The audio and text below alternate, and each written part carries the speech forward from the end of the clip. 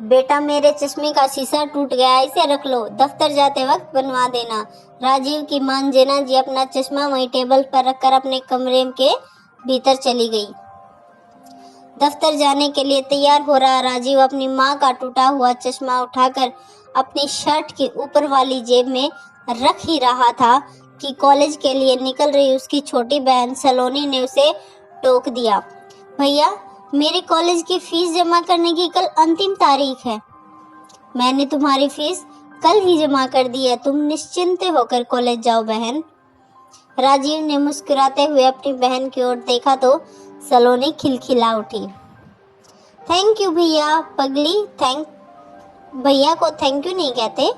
भाई बहन के बीच अभी बातें चल ही रही थी कि राजीव की पत्नी रंजना अपने पति के लिए नाश्ते की प्लेट लेकर रसोई से बाहर डाइनिंग हॉल में आ पहुंचती है। आप इस घर के लिए कितना कुछ करते हो, इन सब लोगों को आपसे थैंक यू तो कहना ही चाहिए। ये तो तुम कैसी बात कर रही हो रंजना, अपनों के बीच कोई फॉर्मेलिटी नहीं होनी चाहिए। यह कहते हुए राजीव ने मुस्कुराकर अपनी छोटी बहन के सिर पर अपना हाथ रखा तो वह मुस्कुराते हुए कॉलेज के लिए निकल गई।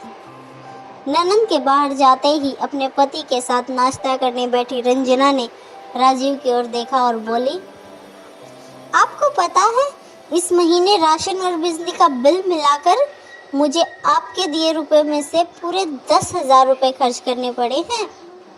5-7 लोगों के परिवार में महीने का इतना खर्च तो आम बात है रंजना।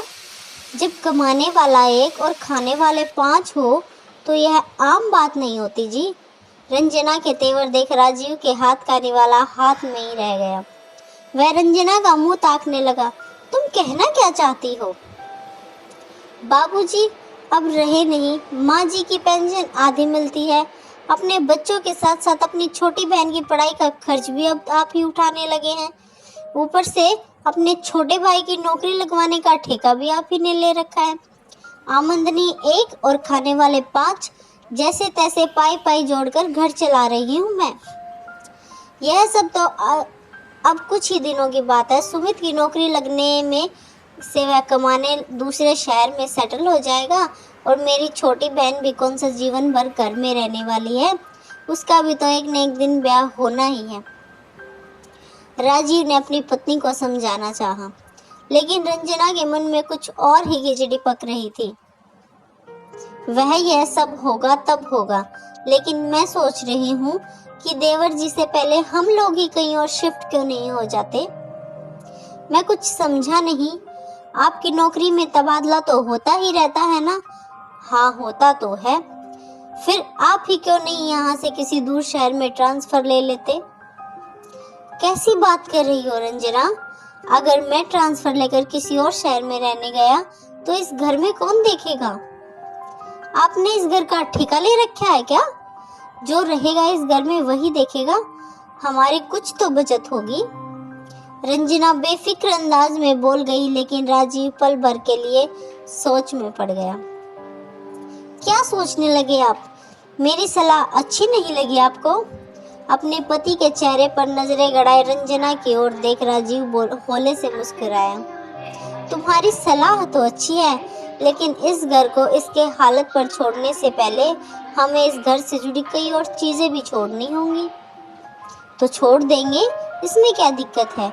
और वैसे भी हमें कौन सा इस घर ने कोई खजाना मिला है जिसे छोड़ने में हमें दिक्कत होगी। फिर तो ठीक है रंजना, सबसे पहले मैं अपने पिता के देहांत के बाद अनुकंपा पर मिली अपनी यह नौकरी छोड़ देता हूँ। यह क्या कह रहे हैं आप? बिना नौकरी के आप कमाएंगे क्या और मुझे और अपने बच्चे को खिलाएंगे क्या? यह बात तो तुम्हें सोचनी चाहिए।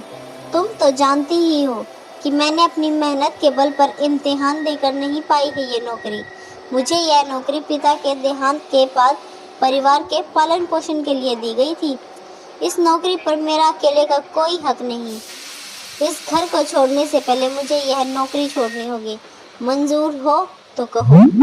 अपने पति की बिना लाग लपेट खरी खरी सुनकर रंजना मानो अचानक आसमान से सीधा जमीन पर औंधे मुंह गिरी।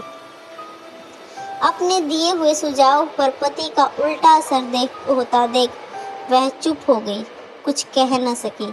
लेकिन कमरे के भीतर मौजूद राजीव की मां अंजना जी अपने बेटे और बहू के बीच हो रही बातचीत का अंत सुनकर मन ही मन अपने दिए संस्कारों पर गर्व महसूस कर रही थी।